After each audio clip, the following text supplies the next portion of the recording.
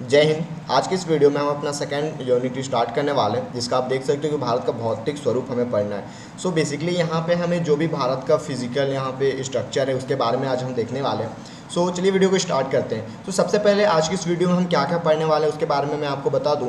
जैसा कि आप देख सकते हो ये हमारा भारत है, राइट। और यहाँ पे सबसे पहले अगर हम ऊपर की बात करें तो ये कश्मीर साइड में आप जैसे भी देख सकते हो ये हमारे पास पर्वत है, राइट। ये हमारा पर्वत है जिसको आप हिमालय के नाम से जानते हो, ये इस तरीके से है। उसके बाद जैसे ही हम नीचे आएंगे तो ये मैदान वाला भाग है, इसके बारे में भी हम पढ़ेंगे।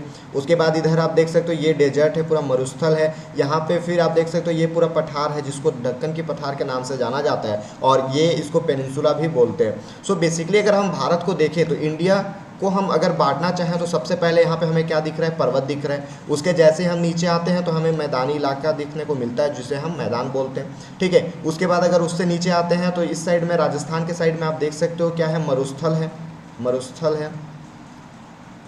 उसके बाद अगर हम देखें इसके नीचे देखें तो ये हमारा क्या है, पठार है, जिसको हम क्या दक्कन के पठार के नाम से जानते हैं। तो ये बेसिकली हमें इंडिया का जो स्ट्रक्चर है, फिजिकल स्ट्रक्चर, इसके बारे में पढ़ना है। तो चलिए वीडियो को स्टार्ट करते हैं। और जैसा कि आप जानते हो कि भारत विभिन्न संस्कृतियों वाला एक विशाल देश है, राइट। ये तो आपको पता ही है, ऑलरेडी हमने चैप्टर फर्स्ट में इसको देख चुके हैं। आप किस प्रकार के क्षेत्र भूभाग में रहते हैं आप प्लीज़ कमेंट करके बताना। बहुत सारे ऐसे लोग होंगे जो पर्वतीय क्षेत्र में रहते होंगे, बहुत सारे ऐसे होंगे जो मैदानी क्षेत्र में रहते होंगे। हम बेसिकली छत्तीसगढ़ वालों की बात करें तो हमारा मैदानी इलाका में आता है, और अगर नॉर्थ की साइड बात करें, नॉर्थ छत्तीसगढ़ में, तो वो हल्का पठार की साइड में भी चला जाता है।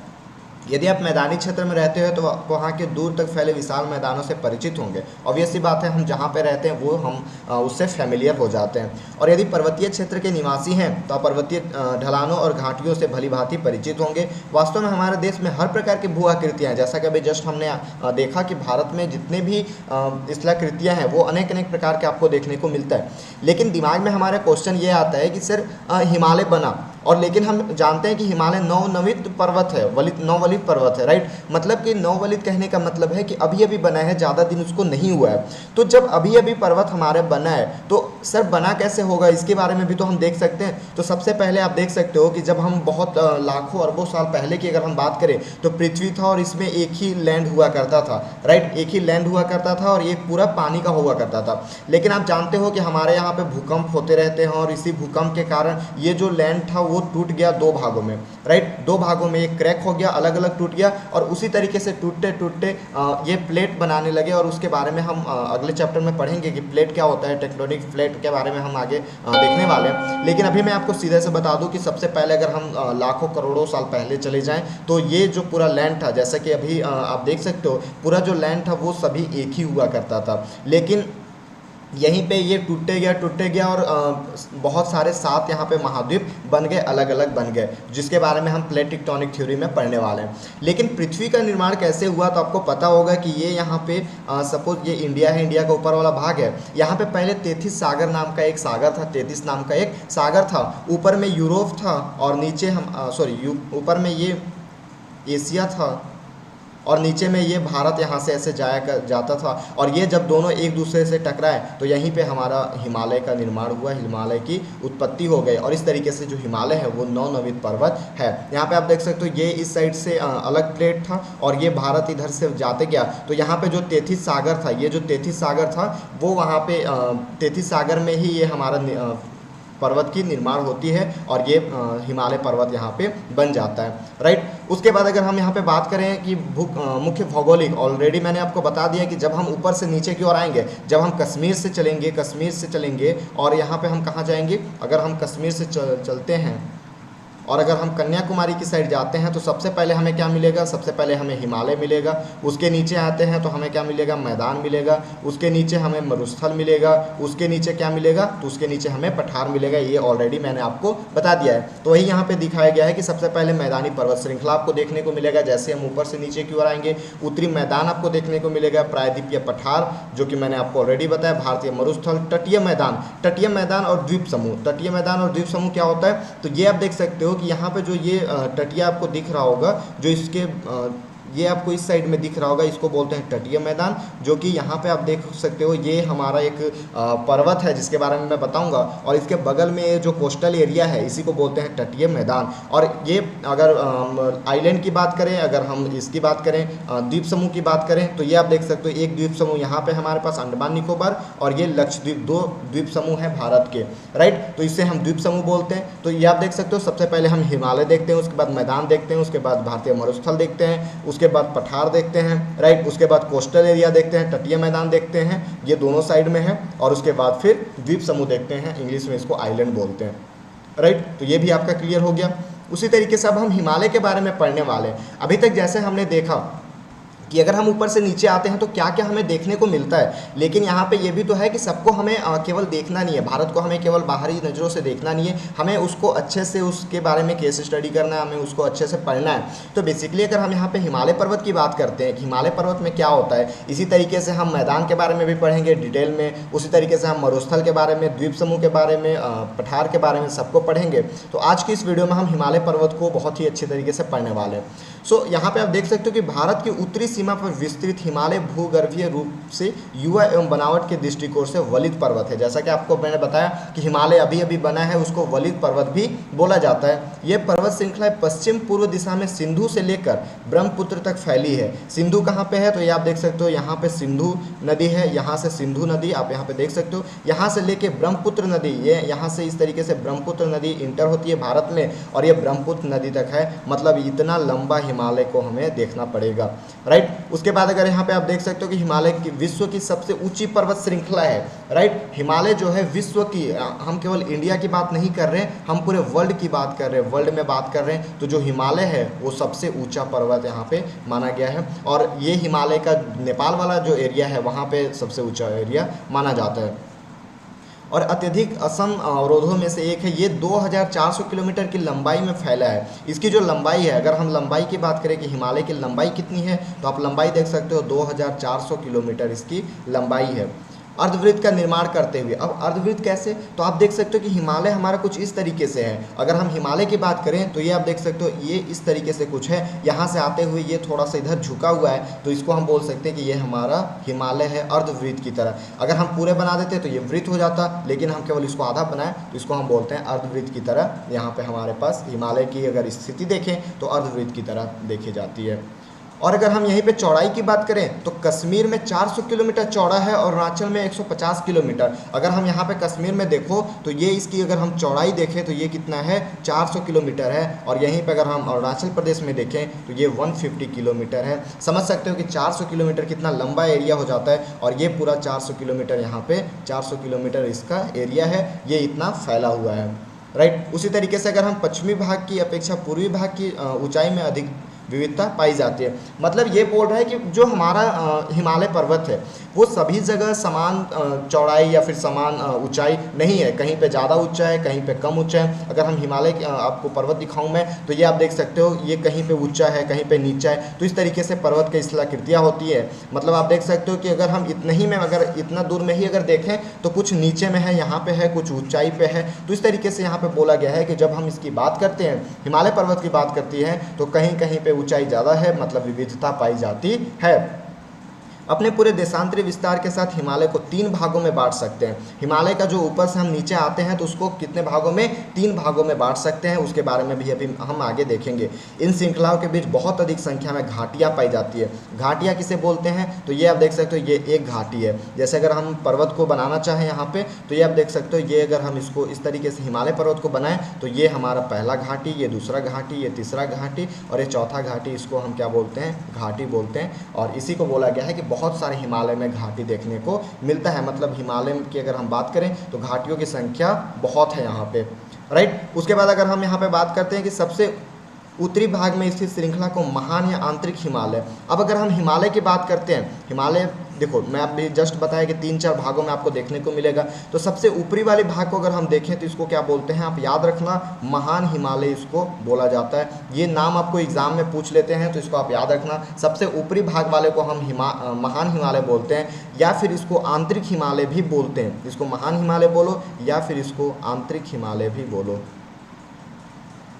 उसी तरीके से अगर हम नीचे आते हैं तो यह सबसे अधिक सतत श्रृंखला है, ये सबसे अधिक श्रृंखला इसमें पाया जाता है, सबसे लंबा ये भी है। अगर हम यहीं पे बात करें तो आप देख सकते हो ये यहाँ से स्टार्ट होता है और पूरे यहाँ लंबा इस तरीके से जाता है, मतलब सबसे लंबा अगर हम देखें तो वो महान हिमालय ही होता है, जिसमें 6000 मीटर की औसत ऊंचाई वाले सर्वाधिक, अगर हम इसकी औसत ऊंचाई देखें, एवरेज अगर ऊंचाई इसका देखें तो 6000 मीटर इसका ऊंचाई है, राइट। उसी तरीके से अगर इसमें हिमालय के सभी मुख्य शिखर हैं, इसमें हिमालय के जितने भी शिखर हैं, जो मेन शिखर हैं, अब हम मेन जो शिखर है उसके बारे में यहाँ पे डिटेल में पढ़ेंगे, जैसे कैलाश पर्वत हो गया, ये सब जितने भी है सब इसी में आपको देखने को मिलते हैं।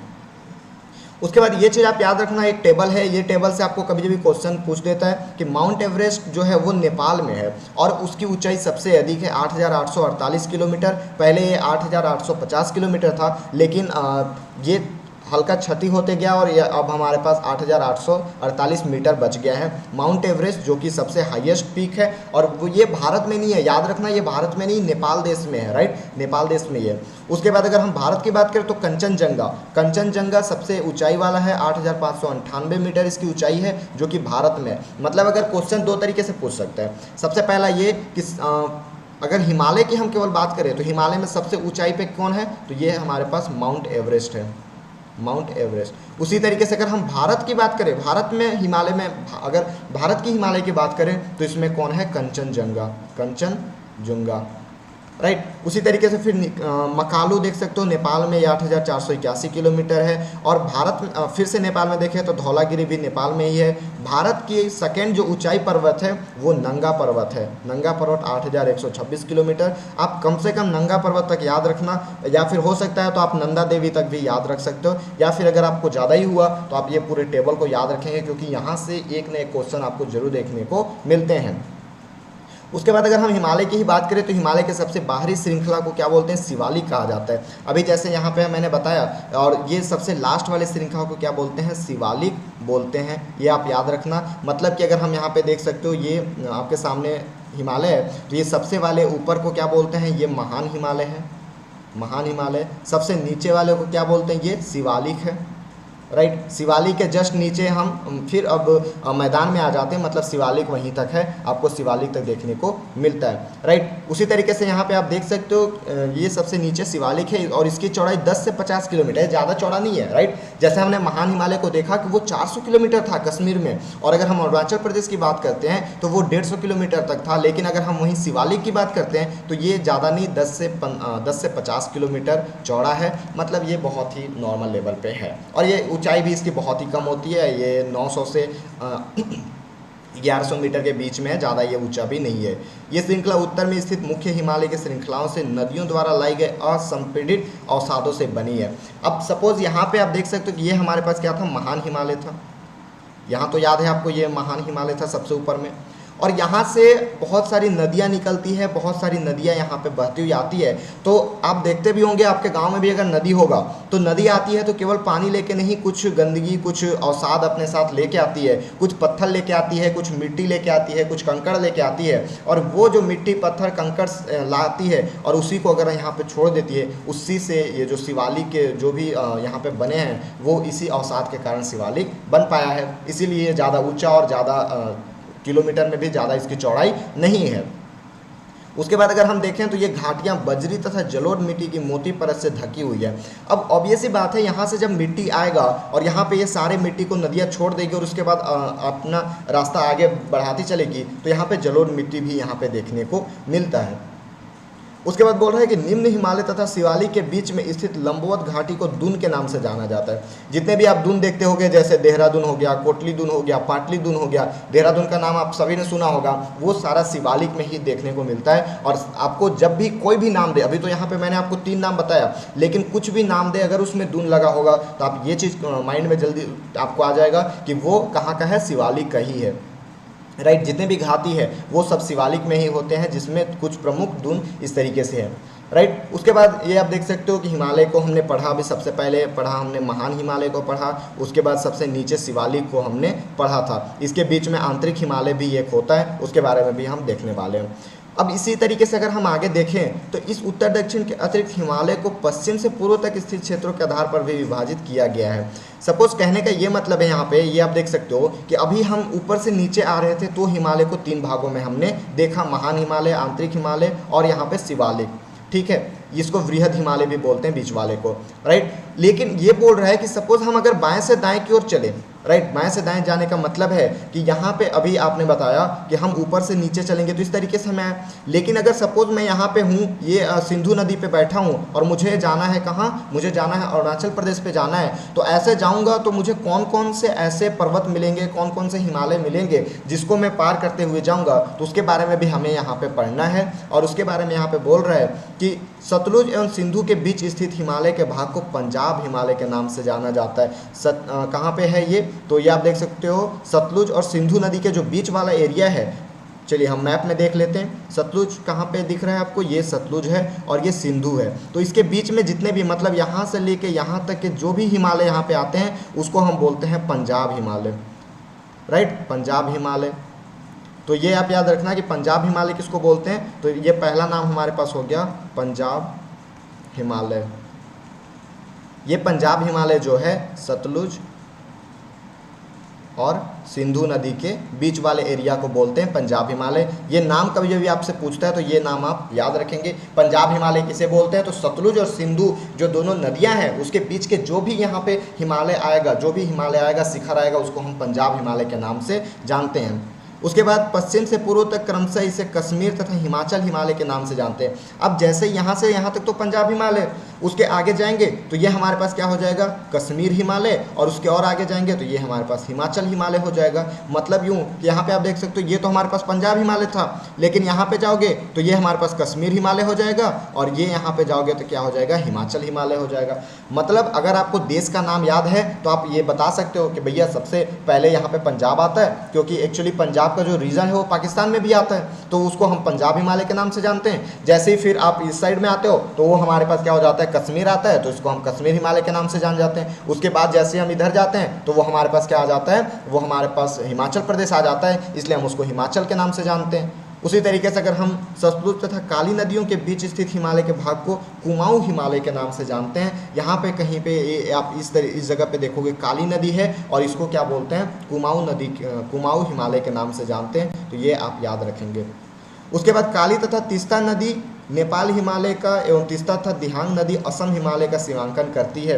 काली तथा तीस्ता नदी, चलिए देखते हैं काली और तीस्ता नदी। तो यहाँ पे तीस्ता नदी इस जगह पे है तो इसको हम नेपाल हिमालय के नाम से जानते हैं, और यहाँ पे असम वाले जो एरिया रीजन है इसको हम असम हिमालय के नाम से जानते हैं। मतलब अगर हम यहाँ से जाएँ तो सबसे पहले हमें पंजाब हिमालय मिलेगा, पंजाब हिमालय के बाद हमें कश्मीर हिमालय मिलेगा, कश्मीर हिमालय के बाद जैसे ही हम इधर जाते हैं तो हिमाचल हिमालय मिलेगा। मैं एक एक वर्ड लिख रहा हूँ। हिमाचल हिमालय के बाद जैसे ही हम जाते हैं तो हमारे पास कुमाऊं हिमालय मिल जाता है। कुमाऊं के बाद हमारे पास यहाँ पे आप देख सकते हो असम हिमालय, सबसे पहले नेपाल हिमालय मिलता है और उसके बाद असम हिमालय मिल जाता है। मतलब इतने भागों में बटा हुआ है, राइट। तो अगर हम लेफ्ट से राइट की ओर जाते हैं तो 1 2 3 4 5 6 नाम हमें याद रखना है, और अगर हम ऊपर से नीचे आते हैं तो हमें 3 नाम याद रखना है। मतलब हिमालय में भी आपको 9 कैटेगरी के नाम याद रखने हैं, और ये 9 नाम आपको याद होने चाहिए, क्योंकि हमेशा ये क्वेश्चन आपको एग्जाम में देखने को मिलेंगे, राइट। चलिए आगे देखते हैं। ब्रह्मपुत्र हिमालय की सबसे पूर्वी सीमा बनाती है। दिहांग महाखड़ गार्ज के बाद हिमालय दक्षिण की ओर एक तीखा मोड़ बनाते हुए